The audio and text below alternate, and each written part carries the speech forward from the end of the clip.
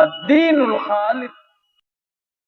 صدر محترم، علماء کرام، محترم بزرگوں، نوجوان ساتھیوں، میں نے آپ کے سامنے خطبہ مسنہ کے بعد قرآن حکیم کی سورہ احزاب آیت نمبر 21 تلاوت کی۔ اس آیت کا ترجمہ بالکل واضح اور کلیئر ہے۔ لقد کان لکم فی رسول اللہ اسوۃ حسنہ، تمہارے لیے اللہ کے رسول کی زندگی بہترین نمونہ ہے۔ یہاں اللہ تعالیٰ نے کوئی شعبہ خاص نہیں کیا کہ بازار اور مارکیٹ میں اپنی منمانی کر سکتے ہیں۔ اللہ نے فرمایا لقد کان لکم فی رسول اللہ اسوۃ حسنہ، ہم نے جو تمہیں نبی دیا ہے، جو رسول دیا ہے، وہ تو زندگی کے تمام کی تمام شعبوں میں وہ تمہارے لیے نمونہ ہے۔ اللہ کے پیارے نبی حرم کے اندر نماز پڑھ رہے تھے، عقبہ بن معیط آتا اور آپ کے کندھوں کے بیچ میں اپنی کھوجلی لا کر کے رکھ دیتا ہے۔ اللہ کے پیارے نبی اپنا سجدے سے سر اٹھا نہیں پا رہے تھے، وہ ظالماتی کر رہے تھے، جس میں عقبہ بھی تھا۔ وہ ظالماتی کر رہے تھے کہ کیا حال کیا ہم نے محمد رسول اللہ کا۔ آپ کی معصوم بیٹی حضرت فاطمہ رضی اللہ عنہا آتی ہیں اور اپنے باپ کے منہ سے انگلی ہٹاتی ہیں۔ آپ نے سجدے سے سر اٹھایا، سلام پھیرا اور اللہ کی بارگاہ میں آپ نے ہاتھ اٹھایا اور فرمایا اللہم علیک بقریش، اے اللہ تو قریش سے بدلہ لے لے، اے اللہ تو قریش کو پکڑ لے۔ اللہم علیک بابی جہل بن ہشام، اے اللہ تو ابو جہل سے انتقام لے لے، تو عتبہ سے انتقام لے لے، تو شیبہ سے انتقام لے لے، تو ولید بن عتبہ سے انتقام لے لے، تو عقبہ بن معیط سے انتقام لے لے، سب کا نام لے لے کر اللہ کے پیارے نبی نے بد دعا کی۔ ایک انصاری صاحب یہ کہتے ہیں میں نے بدر کے کنویں میں، بدر کے میدان میں، بدر کے کنویں میں سب کی لاشیں پکڑے ہوئے دیکھا تھا۔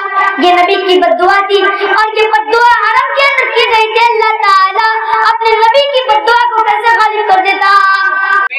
آپ جب نبی بنائے گئے تھے، آپ نے اسلام کا پہلا درس دیا تھا صفا کی پہاڑی پر۔ جب آپ نے صفا کی پہاڑی پر چڑھ کر کے اپنے سارے خاندان کے لوگوں کو ایمان کی دعوت دی، اسلام کی دعوت دی، فرمایا اے میرے خاندان کے لوگوں، میں اللہ کا آخری رسول ہوں، میں لا الہ الا اللہ کی دعوت لے کر کے آیا ہوں۔ تم لا الہ الا اللہ پڑھ لو، تم کامیاب ہو جاؤ گے، ورنہ اللہ کا بہت بڑا عذاب تمہارے اوپر آئے گا۔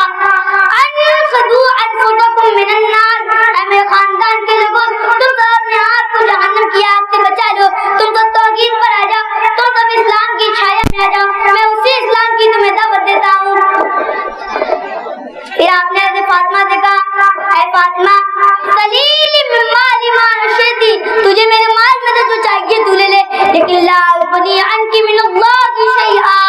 اے فاطمہ اگر تو نے بھی اپنے باپ کا کلمہ اگر تو بھی نہ پڑھی، اپنے باپ کے دین میں اگر تو بھی نہ چلی، تو لا اغنی عنک من اللہ شیئا، تو اے فاطمہ تیرا باپ بھی تجھے قیامت کے دن نہیں بچا پائے گا۔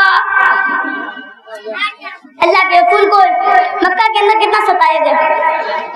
اللہ کے پیارے نبی طائف میں لوگوں کو اسلام کی دعوت دینے گئے۔ اللہ کے پیارے نبی کے اوپر اللہ پر ایمان لانے، طائف والوں نے اللہ پر ایمان لانے کے بجائے اللہ کے پیارے نبی کا مذاق بنایا۔ ایک ہفتہ گزر گیا، اللہ کے نبی مایوس ہو کر طائف سے واپس جانے لگے۔